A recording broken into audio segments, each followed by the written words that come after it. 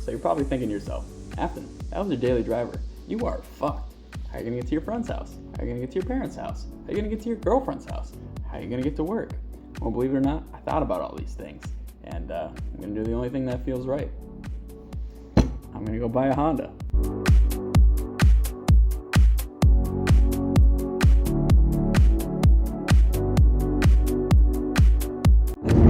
What's up, YouTube? Crafting Cars here. Now it's one day later after my Jeep Patriot's transmission decided to completely fail on me. And, Took a shit. And what are we doing?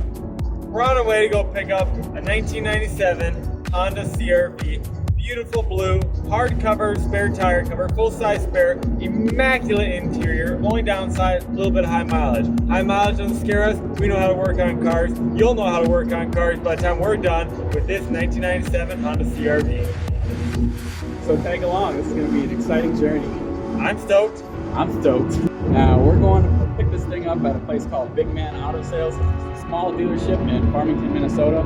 I don't really like dealing with small dealerships, but they got a really good deal. It is high mileage, like we said. And see if we can reason with the guys.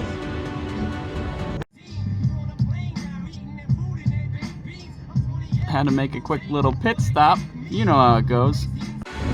So we got in the car and we're out here for a test drive right now, and so far I'm liking what I'm seeing. This ain't no Integra. This ain't no Integra, no. Still got a B-Series motor. Acceleration smooth, it's shifting really smooth. Body's super clean. We checked out the underbody and it's actually, unfortunately, it's cleaner than my 97 Civic, which is unfortunate, but so far I'm loving it. But we'll keep you updated on what's going on in this test drive. But everything's checking out for me. It's checking so far, so good. Checking all my boxes.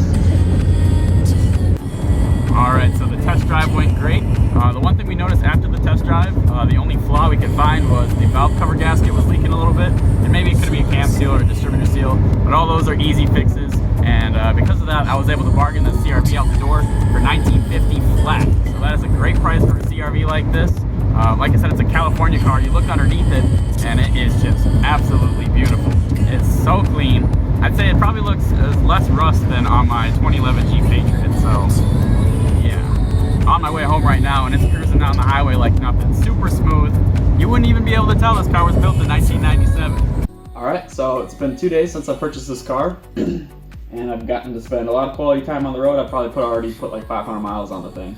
So there's a couple little quirks that have popped up, but I'm still very happy with my purchase. A couple of those things would be like the valve covers leaking a tiny bit, which I'm pretty sure I previously mentioned. But also the power locks and power windows have kind of intermittent issues where sometimes they decide to work, sometimes they decide not to work. So I'm thinking that's some bad wiring in the door harness, which is a common issue with these old RD1 CR-Vs. But let me walk you around the car real quick.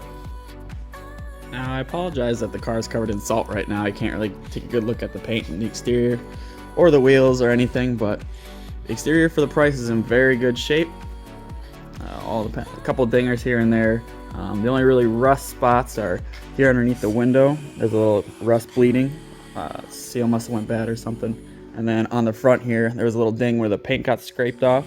And of course it started to rust there as well. But the interior is pretty much flawless. It's super clean. It reminds me a lot of my Civic, so I really like that. It's already got a Pioneer head unit. The stereo system sounds really good. Even front and back seats are all really nice shape. Big fan. You plug in an aux cord, which is real important these days. And it drives super smooth. Oh yeah, I'll pop the hood. Show you that valve cover leak I was talking about. Oh yeah, the hood latch is busted too, so I gotta fix that. Or not the latch, but the little lever that pops the hood. And here's the engine. As you see, the engine bay is super clean for a 97. A little bit of oil seepage, as you can see, kind of from the edge of the valve cover. You can see the valve cover looks a little wet there. And if you look down on the block, you see it's a little bit shiny.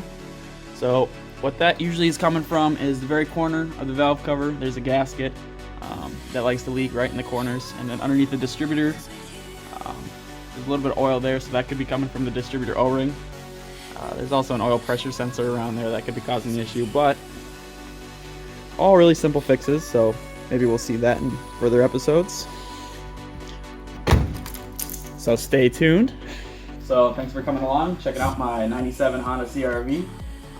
Now that I have a perfectly running car, I can really take my mind off things a little bit and start focusing on what really matters, and that's getting my 97 Civic built. So stay tuned for that.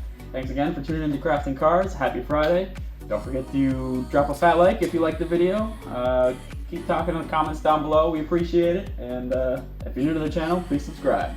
See you later.